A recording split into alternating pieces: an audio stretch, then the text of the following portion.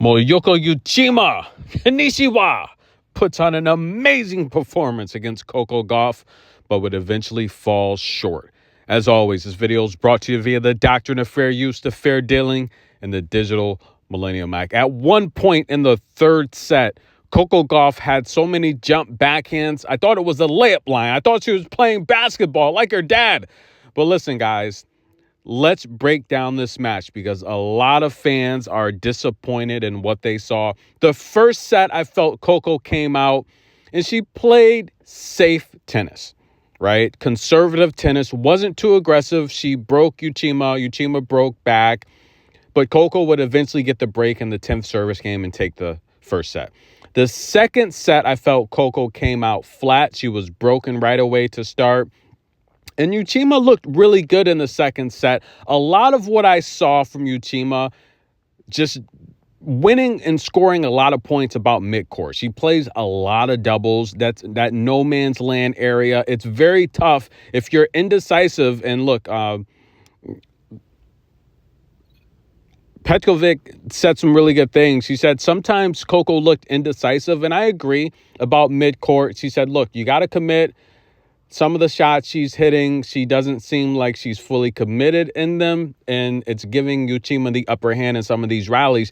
Uchima won 50 matches last year, multiple championships, 13 championships on the lower level. She's really good. She's very skilled. She's talented, right? Even though she hasn't succeeded against top 10 players, she has defeated a couple, right? We saw her defeat Emma Raducanu, former top 10 player, and we saw her defeat Yelena Ostapenko. Now, not at the time of victory, but she's 0 for 5 when facing current top 10 players. And of course, Coco today, she would lose this match, but she put up a really good fight. Now, she would get injured in the third set as well, which kind of slowed her down.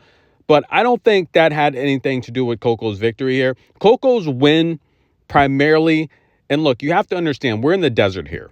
These conditions, and everyone knows this, when you win the Indian Wells, it's not just about doing your best to play your best in these extreme conditions, but the winners of these matches, and especially these championships here, they do the best out of the draw at mentally adjusting to the circumstances, the wind, the sun, the shade.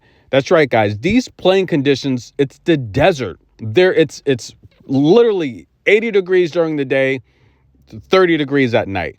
It's the wind chill factor. These conditions are horrible to play in. And I don't want to read too much in this performance, as most people are calling it just a very bad showing from Coco.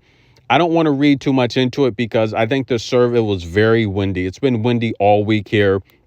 And I think Uchima, Andrea said it best. If you give a player confidence when they're playing you, especially by double faulting, handing away service games, letting them break you.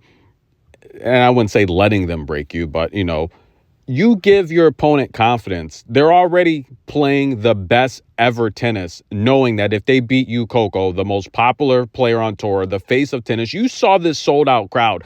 There hasn't been a sold out crowd yet here. Coco's big time, guys. She literally $22 million in tour prize money compared to Uchima's $1 million. If she gets a win here, this could propel her career. And look, she's 3 years older than Coco. And like I say it all the time, you never know when it all comes together for you. It's coming together for Moyoka. It really is. Kanishiwa. It's coming together for her. And she's starting to play good tennis. If she would have won this match, guys, I think it would have just propelled her into another stratosphere in terms of confidence and mental focus. That's why I say it all the time. Coco's going to get everyone she plays, she's going to get their best. And today she got Uchima's best, but Coco played her worst. We're going to talk about the double faults, guys. She would come through after 5 match points. The double faults, way too many. And again, I don't want to go back to the Brad Gilbert era. I just think it's really windy. It's very tough serving, and I felt she went too big. The ball got caught in the wind a lot of times. 21 double faults, guys. I mean, take away the 5 free service games that Uchima had. I mean, she had a chance to to at least get a breadstick in the third set. She wins this in straight sets, like I said, probably 6-2, 6-2, 6-3, 6-3.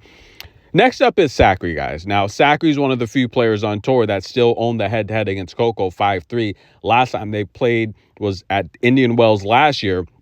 Coco was up a break in the third set. She'd end up losing that match.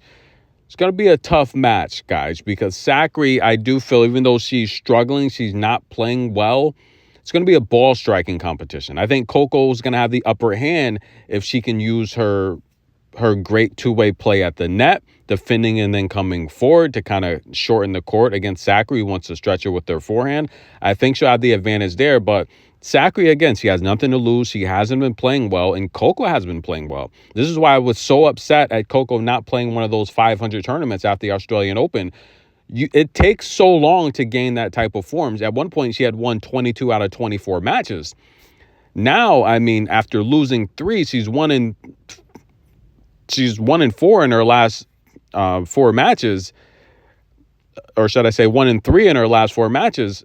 It's going to take a while for her to find that form, and you don't find your form at the Indian Wells. The conditions here are so horrible. I think if you play someone decent here, that can help in Miami. Miami's a much better, in terms of playing conditions, it's a much better tournament. I do feel there's better resources here at the Indian Wells. I mean, look at Casper Ruud last year.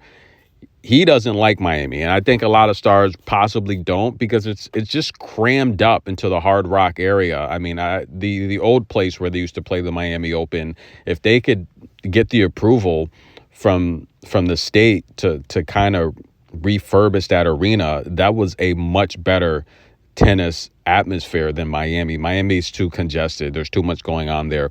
But Sakkari, Gauff, guys, get ready. It's going to be a good match as Coco prevails in a very tough match. It took 5 match points, but she finally got it done. In the post-match interview, Coco would say, look, she's regular. She's just like everyone else. Very humble. $22 million in prize money on the court. Another $30 million last year in endorsements. I think, if I'm not mistaken, she invested $30 million in that new female 3-on-3 basketball league. She's a businesswoman. She's got a lot going on.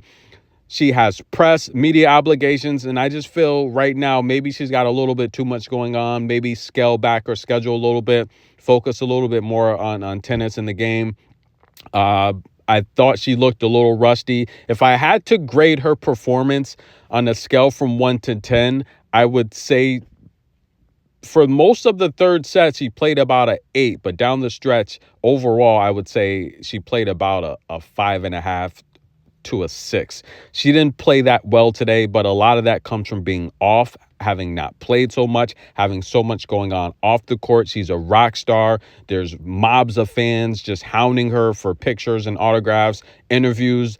All of these endorsements and sponsors, they all want everyone wants some of Coco right now. And I just hope she has enough time to just make time for herself and what matters the most.